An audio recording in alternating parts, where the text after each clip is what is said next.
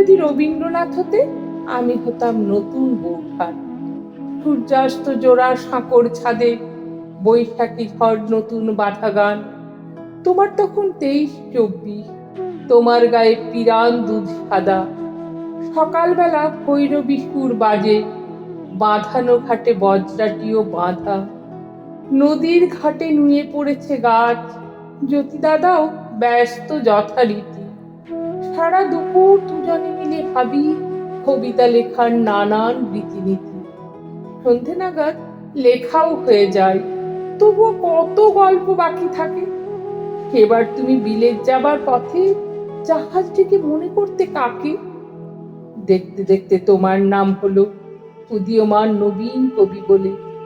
আমার মুঠি আলগা হয়ে আসে, তোমার জন্যে পাত্রী দেখা চলে। তুমি নতুন বন্ধু পেয়ে যাও, আমার তো আর কেউই তেমন নেই। গোপনে রাখা ঘুমের বড়ি নিয়ে হারিয়ে যায় আলোক বর্ষে। সেই ঘটনার বছর 2 বাদে তুমি আমার পরিত্যক্ত ঘরে এসে দেখতে ফুলও জমেছে কাছে।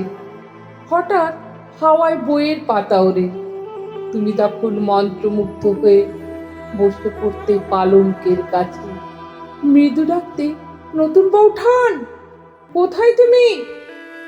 বারান্দার গাছে হাত বুলোতে, জল ছিটিয়ে দিতে।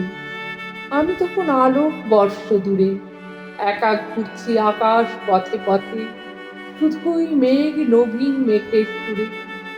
অথচ তুমি জোড়া সাঁকর ঘরে বসে ভাবছো তোমার বৌঠান কোথায় আছে, সত্যি আছে নাকি? ভেবে তোমার কলম খরসান। তুমি যদি রবীন্দ্রনাথ হতে, তাহলে এক কিংবদন্তি হতো। বাংলা ভাষা বাংলা কবিতায় আমি হতাম কাদম্বরীর মতো।